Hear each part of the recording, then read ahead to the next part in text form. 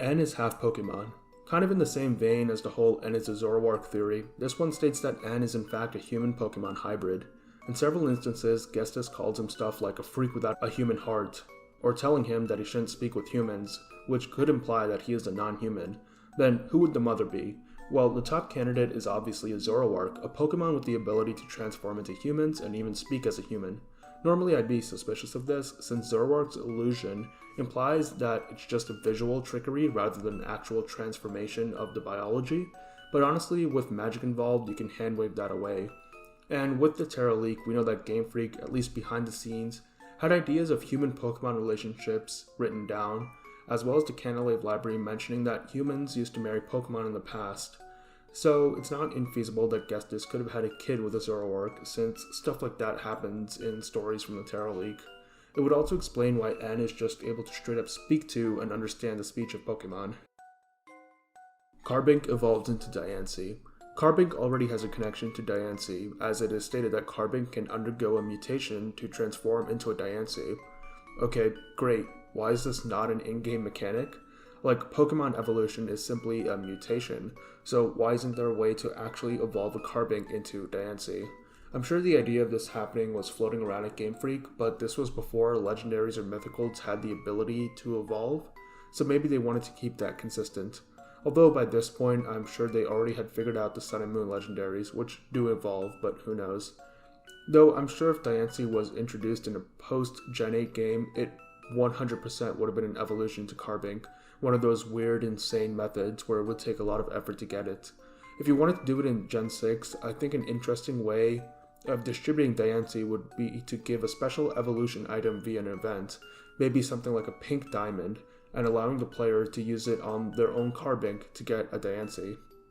But can we use science to figure out how Carbink can turn into Diancie? Well, we actually might.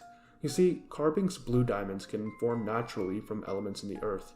However, pink diamonds form from already existing diamonds, undergoing massive amounts of heat and pressure, which is why Diancie is created from an already existing Carbink.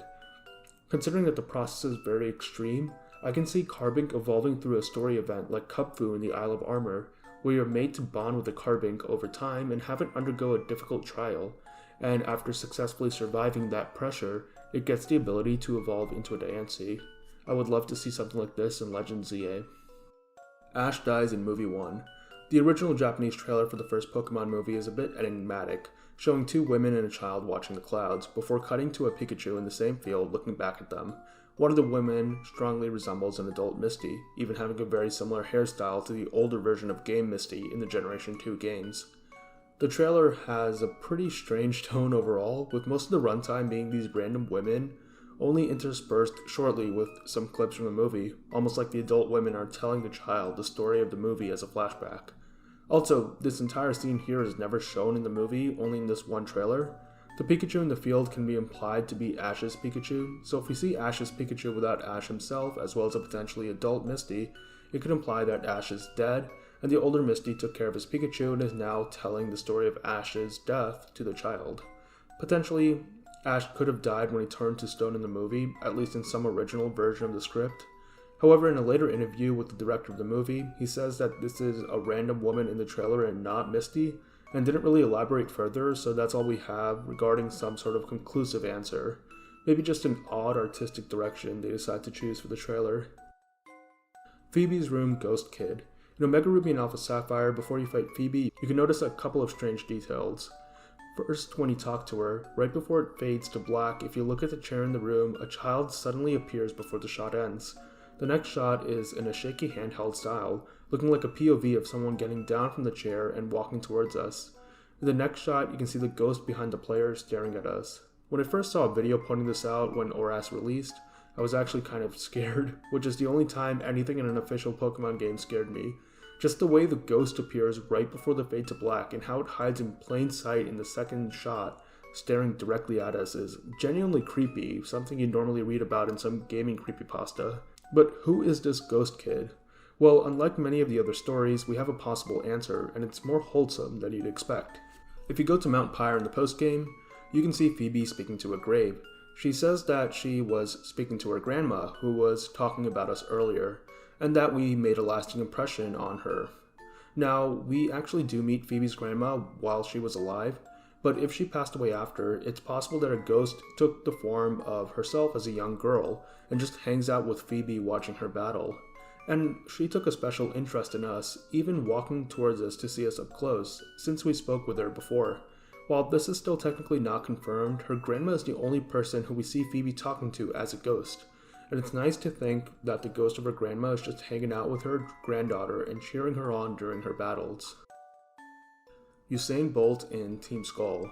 Not exactly a conspiracy, but some Japanese commercials feature Usain Bolt as a member of Team Skull, so I guess you can headcanon that one of the many male grunts you fight is actually Usain Bolt, or at least a Pokemon version of him.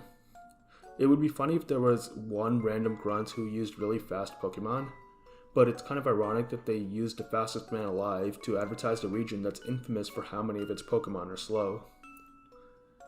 Movie 10 Darkrai from Mystery Dungeon. At the end of Pokemon Mystery Dungeon 2's Darkrai quest, Darkrai is sent through a portal after he is defeated. It is explained that since he took severe damage while entering the portal, he would lose all of his memory and end up in a strange other world remembering nothing. And in the movie The Rise of Darkrai, Darkrai appears from a portal, also having memory issues.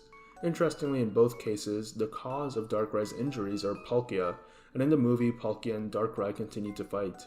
However, despite the connections, I don't think this is the case. Like in Mystery Dungeon, Darkrai is just straight up evil, while Palkia is righteous.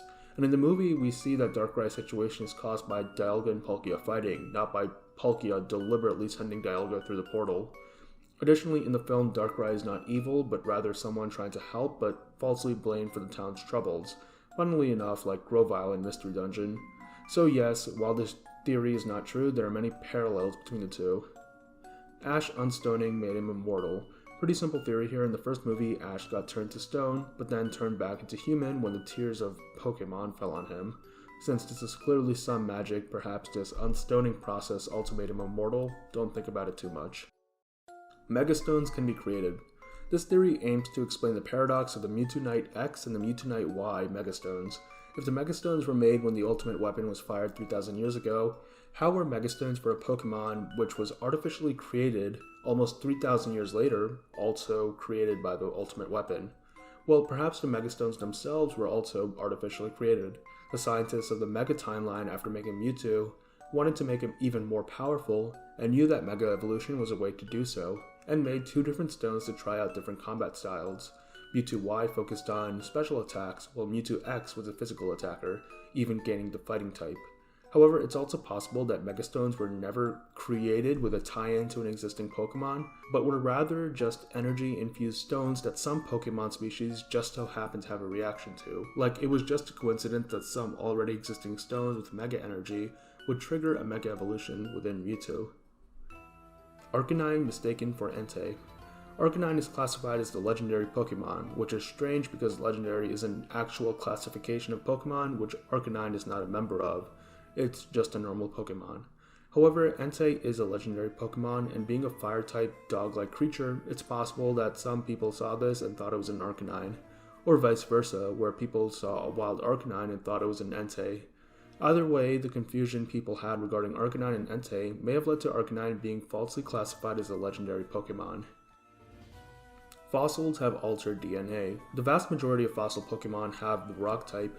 Many people wonder why they all have the rock type instead of being more diverse, and come up with the theory that the revived versions of the fossils have been altered in some way. For example, the bones being in rock for so long may have infused them with rock-type energy, which manifests as a type when being revived. Or somehow the fossil restoration process is imperfect, and fuses the actual Pokemon with the rock its fossil was in, which is why they're all rock types. These are both great theories, but I personally believe in something else. In the real world, not every animal or plant fossilizes. Whether or not a creature's bones become fossils not only depend on the environment the creature died in, but also specific biological components of the animal. Only a minority of all animals and plants actually have the capability for their remains to become fossils. So maybe in the Pokemon world, the only Pokemon which have the correct biology to become fossils are rock-type Pokemon. This makes sense. Pokemon which are already composed of minerals would have the easiest time mineralizing to become fossils. One piece of evidence which supports this theory is the Crown Tundra. This area of Galar actually has wild fossil Pokemon roaming around, as this was an area which was protected from the extinction event which caused all the fossil Pokemon to die off. But even though these surviving fossils in the Crown Tundra never actually became fossils or went through the restoration process, they're still the exact same type as their revived counterparts. This means that even in the past, fossil Pokemon had that rock typing, and the restoration process is actually perfect. So why don't the Galar fossils have the rock typing? Well, because the scientist carelessly revives more than one fossil at once by using her thrown together bootleg restoration device, which causes two Pokemon to be fused in a horrific manner, fusing their non-rock typings. It's likely that all the original versions of these fossils had the rock typing, being water rock, ice rock, electric rock, and dragon rock respectively. Miyamoto's reports. Miyamoto is Jessie's mother, a character who appears in a radio drama of all things. She is also a member of Team Rocket, who reports to the boss of Team Rocket named Madame Boss, the boss before Giovanni and also his mother apparently. She was the first person to discover Mew, but disappeared on a mission to capture it, with her presumably dying in an avalanche. However, she still gives reports to Team Rocket, now to Giovanni, and Giovanni states that her whereabouts are unknown. Well, this is a bit strange. Of course, initially the presumption would be that she just survived and is still working for Team Rocket, just remotely I guess. But what makes me hesitant about this is that one of the defining characteristics of Miyamoto is that she loves her daughter, and was very distraught to leave Jessie. Assuming that she survived, she definitely would not have abandoned Jessie. So what some people say is that she actually became a ghost, and these are ghost reports. However, I still struggle to understand why, if she died, she would continue making reports to Team Rocket and not visit her daughter. My theory is that she got some sort of selective amnesia from the avalanche, and remembered her profession and mission while forgetting that she had a family, thus basically becoming a deep agent for Team Rocket. Grimsley lost it all. This theory is based on Grimsley's appearance in the Gen 7 games. We know that not a lot of time has passed between the Gen 5 and Gen 7 games. For example, Colress also appears in both Gen 5 and Gen 7, and he is basically unchanged. However, Grimsley underwent a massive change. In the Gen 5 games, he's very youthful, with jet black hair and a young face. However, in the Gen 7 games, he looks like he's aged at least a decade. His hair is graying and his eyes are sunken. And we also learned that he stepped down from his position as a member of Unova's Elite Four. So why the big change? Well, we know that Grimsley is a gambler. What if he lost all of his money on a gamble and was forced to leave in disgrace? Obviously, an institution like the Elite Four would not want a destitute gambler among their ranks, so he was kicked out. Or maybe he left of his own volition. Afterwards, he went to Alola on a sort of rehab, reconnecting with nature and focusing on his hobbies other than gambling, such as battling in the Battle Tree, as well as surfing in Mantine Surf, which we are told he is very good at. The gray hair and sunken eyes could be a sign of stress-induced aging caused by losing all of his money. Or, if you want a darker theory, maybe he resigned and fled to Alola to escape loan sharks, who are now looking for him because he owes them a bunch of money. And fittingly enough, in the Gen 7 games, Grimsley gives you a Sharpedo. I guess in Pokemon, loan sharks are called loan Sharpedos instead. Also, it could be a tongue-in-cheek reference to how gambling was basically erased and forced to leave from the main series games, by having Grimsley the Gambler also be washed up as well. Cave of Being. The Cave of Being is a location in Unova found in Black and White 2. It is the place where you can initially find the lake spirits before they fly off to be caught somewhere else. The cave's exterior is basically identical to how the lake caverns look in Sinnoh, and the interior itself references the lakes in Sinnoh, with the central chamber having a puddle shaped like a map of Sinnoh with the 3 dry spots representing the 3 lakes. More interesting, however, is the map's description stating that the deepest parts of the cave connect to Sinnoh itself, which is an absolutely wild claim. Considering how far away Sinnoh and Unova are from each other, I'm going to make the assumption that this is just a myth and not factual. However, this cave does raise some questions, especially after Legends Arceus. Considering that the ancient hero has some relation to Alder, there is that connection between the Celestica people and Unova. Of course, we already know that the Celestica fled after a tragedy in Hisui, so what if some of them fled to Unova, and they dug out the Cave of Being as a sort of temple for the Lake Guardians, to replace the ones they had left behind in Hisui, even including a small map of their home region? Makes sense to me. Guzzlord was Zygarde. While the Guzzlord was Alolan Muck theory is more popular, this theory also has just as much evidence for it. First of all, when you take a closer look, Guzzlord looks shockingly similar to Zygarde's 100% form. They both have a small, crowned humanoid head on top of a large body. Their chest has a second face with the eyes and a mouth, and they both have large tentacle-like appendages coming out of their torso. In fact, Zygarde's weird back tentacles can actually turn into snakes with mouths, making it look even more like Guzzlord. They even both have a similar white-colored shiny. Additionally, both share the dragon type. And also, both have a similar role in the lore.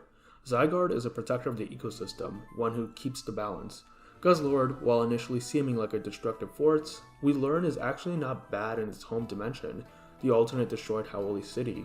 If you remember, in this dimension, Howley City was destroyed by a power plant going haywire, resulting in an ecological catastrophe so horrible that the entire planet needed to be evacuated. Of course, Zygarde, being the keeper of balance, would hate this, and Zygarde cells, a part of the environment, would also be affected by the catastrophe. Maybe it was the radiation caused by the power plant explosion, or maybe it was Zygarde becoming so enraged by the huge damage to the balance of the ecosystem, but the ground type was changed to the dark type, and Zygarde itself changed forms to one which was optimized for restoring balance to the ecosystem, a form where it could eat all the rubble and destruction to the environment, cleaning up the world.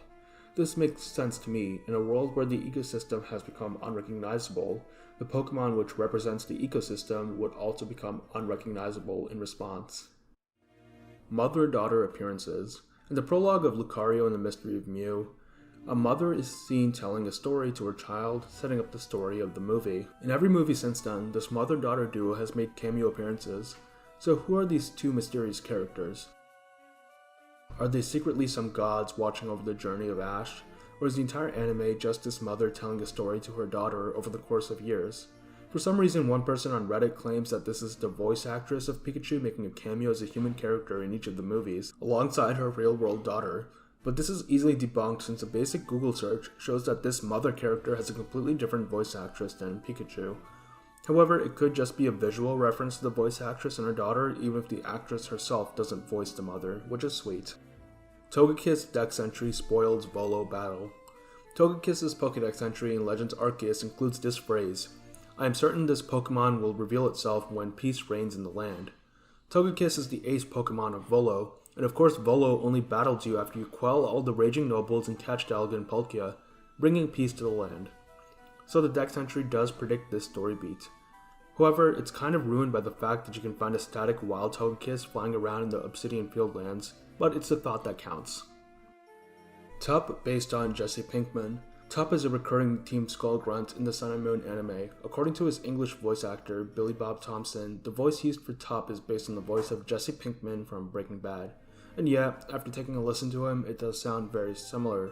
Can't wait for the spin-off where Kukui is diagnosed with terminal Pokerus and approaches Tup to help him produce Baby Blue, the 99% pure, rare candies which he would then illegally sell to try and give some money to Burnett after his death. Because as we saw in Po Town, healthcare in Alola is not free. Scrapped Jynx form. I mentioned this before, but let's go into more detail now.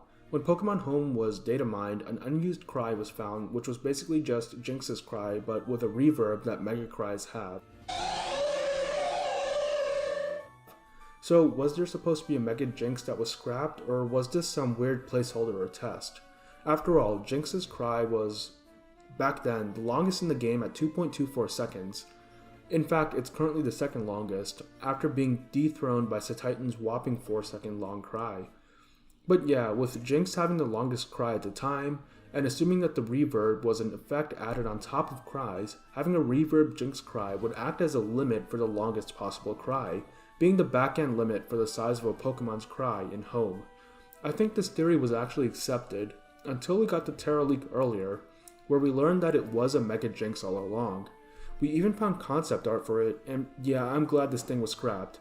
In fact, in the Terra leak, we saw the developers' notes as to why they scrapped it, and they directly cite the potential of the resurgence of controversy it would cause from overseas, referring to when Jynx initially released in Gen 1, with the design causing controversy due to looking very similar to racial stereotypes of black people, specifically blackface done in old minstrel shows. The initial controversy actually caused them to redesign Jynx. changing the original black skin to purple skin, but it's still an uncomfortable design, which makes this Mega design even more wild, because if you look online at fan designs of Mega Jynx or even just redesigns of Jynx, you can see that a bunch of people made designs that make it look less like a caricature, with them making it into more of an Ice Queen or even a Gyaru like what the design was initially intended to be. But no, for some reason the artists at Game Freak seem to have enhanced the racist elements of the initial design, which is just an absolutely baffling decision. I legitimately don't know what they were thinking here. And I know Megas are supposed to enhance the original design, but even without the racial controversy, Jynx would be one of the most hated designs of all time. So it's really disappointing to see them just make it even uglier, instead of giving her the glow up she always deserved. So yeah, I'm glad that this was scrapped, since it does leave the line open for any future evolution to match Electivire and Magmortar. Though imagine if this was revealed instead of Mega Dragonite in the Direct, that fallout would be hilarious to watch. Who sealed the Regis? So we know that all the Regis are sealed away in what look to be man-made chambers. Messages in Braille in the Hoenn chambers come from the people who sealed the Regis. In this cave we have lived, we owe all to the Pokemon, but we sealed the Pokemon away, we feared it. So the Regis helped out these ancient people who lived in caves, but they came to fear the Regis, which is why they sealed them away. However, the Regis are sealed away across the world, 3 of them in Hoenn, 2 of them in Galar, and 1 of them in Sinnoh. So what ancient civilization was spanning multiple regions while also having the ability to seal away legendaries? Well, we don't know. One candidate would be the Celestica, the people of ancient Hisui. Obviously, they would have been in the right spot to seal away Regigigas, and since their civilization did collapse, they scattered across the world. Perhaps some of them brought Regis with them before sealing them away due to fearing them. However, the actual answer may be a group we haven't talked about yet in the Iceberg, the Seafolk. We can actually learn about them in Alola's Molly City library, where a book describes the Seafolk as a mysterious group very skilled with boating and navigation, who also visited each region in the world. They have a knowledge of a bunch of legends and lore, and their origins are mysterious to even themselves. We can see one of the settlements of the Seafolk in Alola, in Seafolk Village, which is basically just a massive dock with ships acting as homes. Hey, do you know of any other town in the Pokemon games that's basically just a bunch of piers on water? Oh yeah, Pacific Log in Hoenn. In fact, dialogue in Oris says that the people of Pacific Log are descendants of people who lived and died on their boats, spending their whole lives sailing the sea. This perfectly matches the description of the Seafolk, and if you needed any more evidence, Pacific Log is located right next to Sky Pillar, where Rayquaza is located. Of course, they would know a lot about Rayquaza, and in Seafolk Village, there is a man who can tutor your Rayquaza the move Dragon Ascent. Why would a random man have the knowledge to teach a legendary signature move? Well, because we know that the Seafolk have gained a lot of collective knowledge of legendaries from their global travels, and this man knows how to teach Dragon Ascent because that technique likely spread from the people of Pacific Log across the global Seafolk community. So yes, there is a global community of Seafolk people who have an insane amount of knowledge regarding legendaries. Additionally, Pacific Log Town is directly east of the sealed chamber, so it's also feasible that they were responsible for the sealing of the Regis. With their knowledge of legendaries, they would be able to. Maybe originally the Seafolk lived in the chamber as a safe haven alongside their boats, and Regis, Registeel, and Regirock helped them. However, at some point the Seafolk began to distrust the Regis, and so they sealed them away, and then moved east where they established Pacific Log on the water, deciding to settle down right next to the cool pillar with the dragon that they were interested in. Across the world, the other Seafolk learned how their kin in Hoenn sealed away Regis, and used the same techniques to seal away Regigigas in Sinnoh, and Regidrago and Regieleki in Galar. Or, since the Seafolk don't know where they originated from, it's possible that they're actually the descendants of the Celestica people who fled Hisui when their civilization collapsed, becoming nomads, traveling the globe. Stories were passed down as to how their ancestors sealed away Regigigas, and later the Seafolk in Hoenn and Galar would use those same techniques to seal away the minor Regis. Oh, this is such a cool theory. It's like the Pokemon version of the Sea Peoples, this mysterious group of people who sailed around the Mediterranean in the Bronze Age and caused the collapse of like every civilization they came across, before disappearing with almost no trace. Honestly, with a name like the Seafolk, I wonder if they were an explicit reference to the Sea Peoples. Wally doesn't age. So it's known that the Gen 1 and Gen 3 games take place at the same point in the timeline, which means that Red and Blue are around the same age as Wally, even in the Let's Go version of the timeline where Red and Blue are a couple years older. However, All 3 of these characters show up in the Gen 7 games, which can take place 10 years after. Red and Blue age appropriately, now looking like adults in their early 20s. However, Wally still looks exactly the same as he did in Omega Ruby and Alpha Sapphire. While it's likely that Game Freak just forgot that Wally needed to be aged up, it's possible that Wally's sickness that he had earlier stunted his growth, meaning that he'll look childlike for his entire life. Sandy Shocks is an alien. So one of the paradoxical aspects of the Paradox Pokemon Sandy Shocks is the fact that it's a seemingly man-made object from millions of years ago, before man-made objects were made. Of course, we see similar things in other Pokemon, and then it's implied that the Pokemon's biology just resembles a man-made object, rather than actually being man-made. However, what if Sandy Shocks is not man-made, but rather alien-made? We talked before about how Magnezone has that alien connection, so it's possible that they extended that connection to the line's weird cousin, Sandy Shocks. It also matches the whole science fiction motif the Paradox Pokemon have going on, as Sandy Shocks can be based on an OOP artifact, or an out-of-place artifact.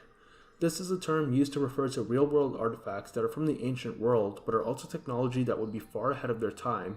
One example is the Baghdad Battery, an artifact that's 2,000 years old, but has the same structure and even functions exactly the same as a modern-day battery, still having the ability to store and give off small amounts of electricity. Conspiracy theorists claim that the fact that this technology existed thousands of years ago means that ancient civilizations, which we think were primitive, were actually way more advanced, even close to 1900s level technology, or that aliens gave them the knowledge to build this technology. Of course, in reality, there is a granted explanation. While the principles and engineering behind this technology isn't hard to figure out, replicating it on a mass scale and finding a use case for it is hard. Kind of like how the steam engine was technically invented thousands of years ago, but people only used it for novelty trinkets or cooking kebabs before figuring out that they could use it for industrialization and transportation in the 1800s. However, the Paradox Pokemon are based on conspiracy pseudosciences, meaning that the explanation behind Sandy Shocks is likely the more out there ones regarding OOPs, meaning that Sandy Shocks could be proof of ancient advanced civilizations copying alien technology. Trey, Troy, and Hillary. Trey, Troy, and Hillary are 3 characters portrayed in a live-action, promotional VHS tape, A Sneak Peek at Pokemon, which was distributed at Toys R Us in the summer of 1998 to promote the franchise to the American audience before it came to the US in September of 1998. What makes these 3 characters notable is that they are supposedly the cousins and aunts of Ash Ketchum. The theory here is that despite the fact that they come from this bizarre promotional material, since there is nothing explicitly making them not canon, these characters are part of the anime canon. Honestly, I think this entry was just kind of an excuse to mention this strange piece of media, and I'm glad the creator did this since I've never heard about it before. I've said it before, but the late 90s and early 2000s era of Pokemon will always fascinate me. It was such a weird time for Pokemon with no cohesive identity and just a bunch of gimmicky stuff. And this weirdness is compounded by the fact that this era was the most popular Pokemon's ever been. Even the card craze of today and Pokemon Go 10 years ago was nothing compared to the Pokemania of the late 90s. Pokemon Stars. Oh man, this brings back nostalgia for when I was most obsessed with Pokemon during the Sun and Moon days. Pokemon Stars was the name Pokemon fans gave to the hypothetical third game for Sun and Moon. I never really liked this name. I always thought Pokemon Eclipse would be way cooler and more fitting. But anyways, what made speculation about this game interesting was the fact that Pokemon Stars was rumored to not only be a third version, but also a port to the Switch. Of course, we instead got Ultra Sun and Ultra Moon, basically third versions if they were split into 2 games, and they were on the 3DS. However, some people say that Stars was real, but just a code name for the internal testing Game Freak did to see how well the Sun and Moon engine ran on the Switch. This could have been a way for Game Freak to scope out the capabilities of the Switch for Pokemon games, and also be able to see what parts of the Sun and Moon engine they could have reused for the Switch games. Evidently not a lot if the Let's Go games in Gen 8 are anything to go off of. Others said that this was meant to be a fully functional port of Gen 7 to the Switch to be sold as a game, but only if initial Switch sales were lackluster, at which point Game Freak would pull this out to try and get Pokemon fans to buy the Switch. But since the Switch was a huge success at launch, this plan was scrapped. I also doubt this, since I don't think Game Freak would have a fully finished game on their hands they wouldn't release. It would just be a waste of money, and honestly a lot of people would have bought a Switch version of Gen 7, including me. If you look at some of the HD models for the Gen 7 games, they actually look pretty decent when they're not held back by the handheld hardware, and are good enough for the Switch if the graphics of the Gen 8 and Gen 9 games are their standards. And of course, there were also theories that Stars was like Black and White 2, a full-blown sequel to Sun and Moon. This fake leak of an older Gladion who runs the Aether Foundation was spread everywhere, and was basically the face of Pokemon Stars discussion back then. The conspiracies ran wild when Amazon UK accidentally listed a game called Pokemon Stars for a pre-order. Though there was little information, the game was apparently slated for release in 2030. So this was, once again, some dude accidentally publicizing a placeholder project with erroneous information, or a troll making a fake listing. But eventually, Ultra Sun and Ultra Moon is likely what all the Pokemon Stars rumors were about. Hisuian Typhlosion and Spiritomb. The Legends Arceus website mentions that Hisuian Typhlosion attacks with 108 Ghost Flames. Of course, there is another Ghost-type Pokemon with ties to the number 108, Spiritomb, which is a Pokemon created when 108 spirits are sealed in a vessel. So, is there a connection here? Well, Hisuian Typhlosion's signature move is Infernal Parade, which is based off an old legend where at night you can potentially be unlucky and see a parade of around 100 evil spirits. So maybe Typhlosion's flames are actually the wisps of Spiritomb, but free and in some sort of symbiotic relationship with Typhlosion. Additionally, it's also possible that Typhlosion and Hisui are natural predators of ghosts, specifically Spiritomb, and they attack with 108 flames to take down all of Spiritomb's spirits at once. However, 108 is just a sacred number in mythologies across Asia, so it's not too far-fetched for the number to just show up twice in unrelated contexts as a spiritual number. Celebi and Kokopelli. Kokopelli is a god of fertility and spring found in the mythologies of indigenous America, specifically those living in the Southwest. He is usually depicted as a simple black stick figure, with long black hair-like protrusions on his head, and he also plays a flute. Well, Celebi's design in the 1998 Space World demo looks basically identical to Kokopelli, so it would be shocking if there was no relation. Also, since Kokopelli is a fertility god of spring, that would be the reason why Celebi is a grass type. Xerneas prevented a Weather Trio meteor. So in the lore of the Pokemon games, two events that are tied together happen on an interval of every 1,000 years. Groudon and Kyogre fight, and around the same time a meteor threatens to hit the planet. We're not really sure if one causes the other, or if Game Freak just likes using 1,000-year intervals to denote events. But in New Pokemon Snap, 2,000 years ago, Xerneas saved the Lentil region from being hit by a meteorite. Given that this is a 1,000-year interval, it's possible that this meteor was the one tied to the Groudon and Kyogre fight. And while in the lore, a meteor did hit the Earth 2,000 years ago, forming the crater that would become Pseutopolis, the game says meteors in plural, so it's likely multiple meteors striking the planet at once. While the Pseutopolis one hit, the Lentil one was prevented by Xerneas. Pinkin Sea Monster. In the anime episode about Pinkin Island, we see an old-fashioned map of the location, and in the corner we see a creature labeled Sea Monster. This drawing does not resemble any existing Pokemon. It's closest to Gyarados or even Huntail.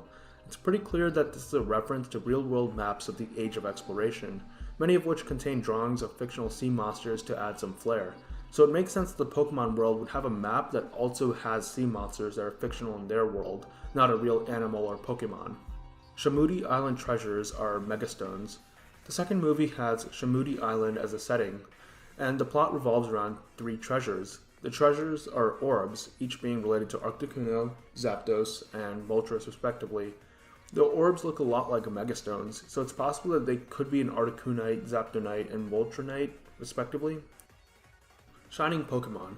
Shining Pokemon are a type of Pokemon in the TCG, basically being shiny art of a Pokemon that have a random rare chance to appear in a deck, similar to how shinies in the games are found. However, unlike in-game shinies, which are just a color change, these shining cards actually have mechanics changed, being able to use special moves that have multiple types of energy. So some people say that this means that shining Pokemon are proof that shinies have the potential to be a greater change in a Pokemon species, possibly similar to how real-world mutations can lead to evolution. Maybe this is how regional forms start off.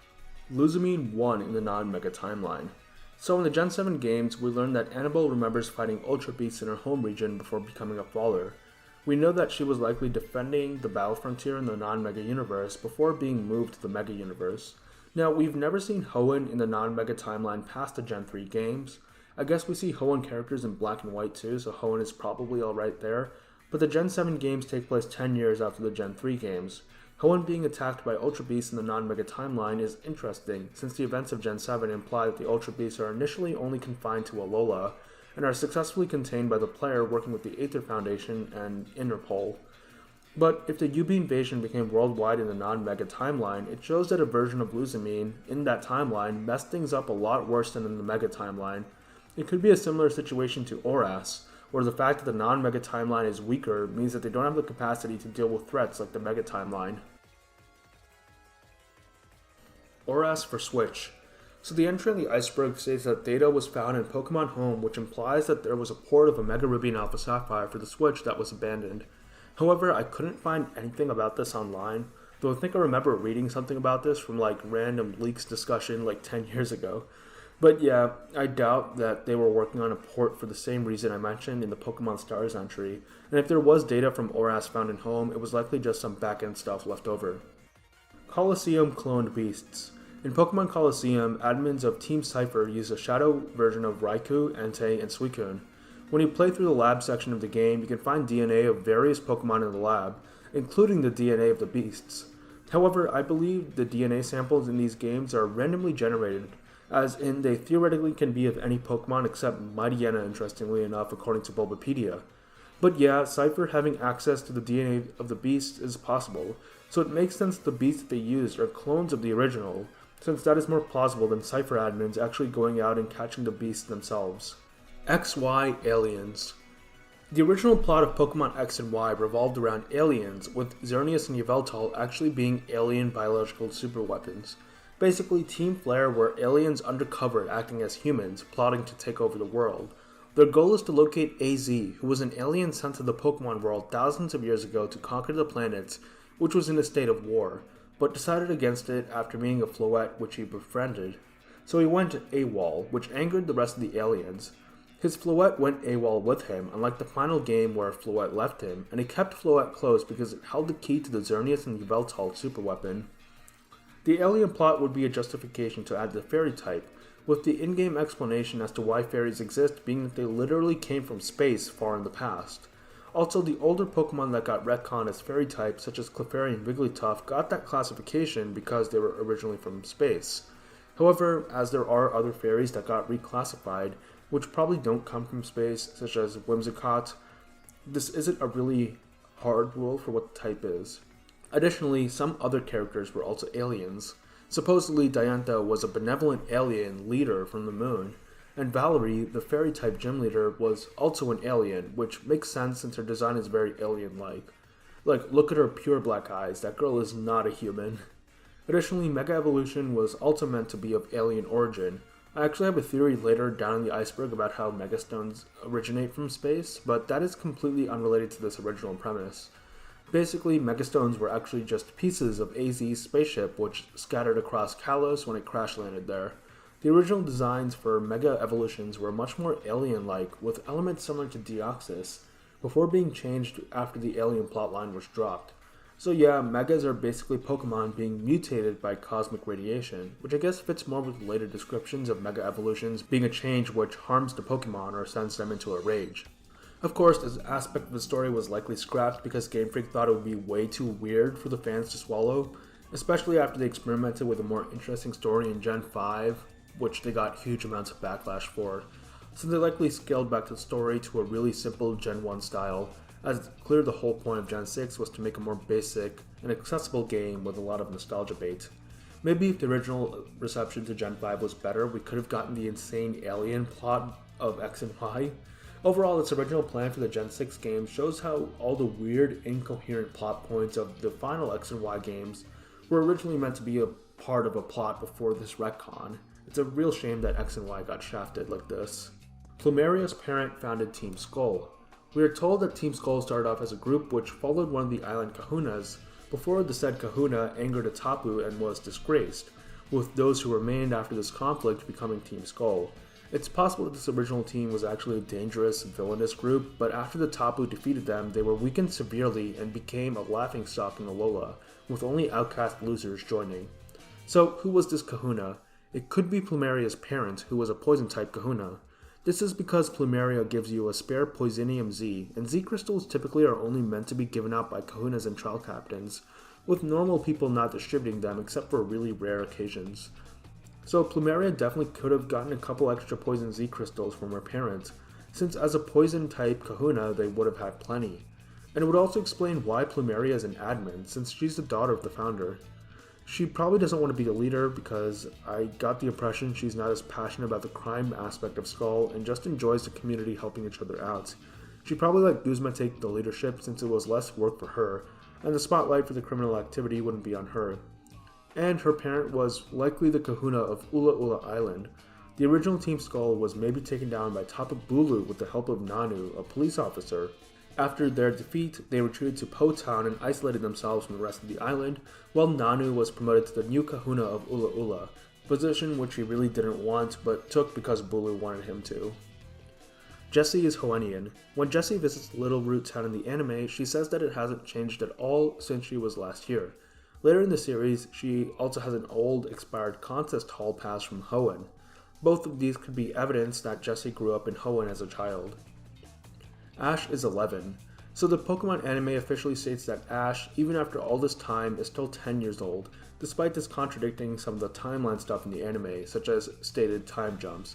However, another part of the lore which contradicts his age is the fact that he participated in the Alolan Island Challenge, which requires the challenger to be at least 11 years old. So Ash has to be 11 here, no way around it. James forgot Gyarados and Growlithe. In one of the final episodes of Ash's saga, Rocket Revengers, Jessie and James are reunited with many of the Pokemon they befriended over the series, and reminisce about their remaining Pokemon which they said goodbye to previously. However, one of two Pokemon that was missing was James's Growlithe, Growly, which did not return physically and was also not remembered in the little flashback. However, while this was James's Pokemon technically, it was never a part of Team Rocket nor his active party. However, his Gyarados was, and yet was still not remembered in this episode. Pretty sad he forgot about them. Origin Balls are Cherish Balls. Yeah, I covered this in a prior entry, but it's worth mentioning again. The Origin Ball, a special ball made out of Origin Ore to capture the origin form of Dialga and Palkia, looks very similar to the Cherish Ball, a special Pokemon only found on event distribution Pokemon. I think the similarity is intentional, and since we established before that the Cherish Ball is technically canon in the world of Pokemon, I personally think the Cherish Ball is the modern, refined version of the Origin Ball, and works effectively the same as a Master Ball. However, the Cherish Ball, requiring Origin Ore to manufacture, is very expensive to produce, and when Silph Co. was able to produce the Master Ball, a Pokeball that did the same thing as the Cherish Ball but was much cheaper to make, the already rare Cherish Ball became less common as most people opted to try and get a Master Ball instead. Rotom was a legendary. Now, for the final theory of this layer, we have one that many people may have thought was true, the assumption that Rotom is a legendary. Rotom is, by classification, just an ordinary Pokemon. However, in its first appearance in the Gen 4 games, the way it was presented made it seem like a legendary, or at least a mythical. It's a static encounter in a dungeon, its battle music is the legendary battle theme instead of the normal wild battle theme, and in the Pokédex it is located in the same part as the legendaries and mythicals. Additionally, in Platinum, it has key items that allow it to change form. So, was it initially supposed to be a legendary or mythical? Well, I don't think so. First of all, Rotom was always able to breed with other ordinary Pokemon in the amorphous egg group, which is something legendaries or mythicals cannot do. Yes, I know Manaphy, but that's not the same thing. Additionally, its stats are not up to par with a legendary, and in the games it is available extremely early, like right after Gym 2, which is uncharacteristic for a legendary. Static encounters were never something exclusive to legendary Pokemon. Drifloon is also only available as a static encounter in the same game, and the legendary theme is just to indicate that this is a unique encounter, and to make it feel more important. It definitely fits more into the unofficial category of hyped up Pokemon which Game Freak puts the spotlight on, like Lucario or Zoroark, rather than a legendary or mythical. And with that, layer 7 of the Pokemon Conspiracy Iceberg is complete. As always, thank you all for watching, and please like, comment, and subscribe if you enjoyed the video. Additionally, I do have a Patreon and YouTube membership if you want to support me further. Stay tuned for the next part of the iceberg. We've only got 2 layers left. We're in the home stretch now. See you guys soon.